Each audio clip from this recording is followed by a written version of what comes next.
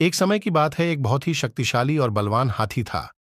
उसे बचपन से ही एक महावत ने पाला और उसे तरह तरह के करतब सिखलाए थे। महावत प्रतिदिन हाथी को बाजार ले जाता था। हाथी बाजार में करतब दिखलाता था।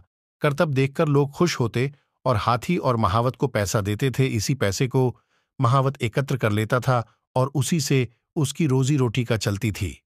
घर जाने के पश्चात महावत हाथी को एक पतली सी रस्सी से बांध देता था।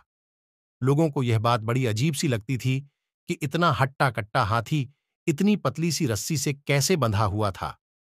एक दिन एक व्यक्ति ने महावत से पूछा, महावत भाई, आपका हाथी तो इतना हष्टपुष्ट और बलवान है, किंतु आप इसे इतनी पतली सी रस्सी से बांधते हो। हाथी जब चाहे इस रस्सी को बड़ी ही आसानी से तोड़ सकता है, फिर भी वह ऐसा नहीं करता।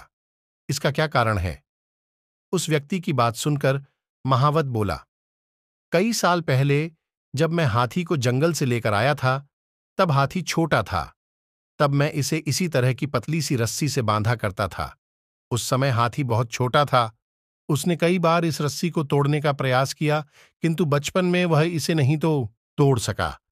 धीरे धीरे उसके मन में यह बात बैठ गई कि वह कभी भी इस रस्सी को नहीं तोड़ पाएगा।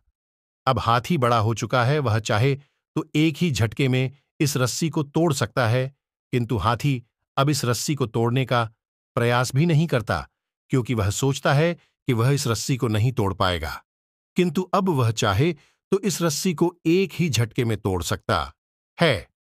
व्यक्ति को सारी बात समझ में आ गई कि किसी भी जीव के दिमाग में जो बात बैठ जाए, वह सारी उम्र उसके साथ रहती है। शिक्षा। हाथी की कहानी से हमें शिक्षा मिलती है कि जो बात बचपन में हमारे दिलों दिमाग में बैठ जाती है, वह सारी उम्र साथ रहती है। इसीलिए बच्चों को बचपन में अच्छी सीख देनी चाहिए, ताकि वह सारी उम्र उस पर अमल कर सकें।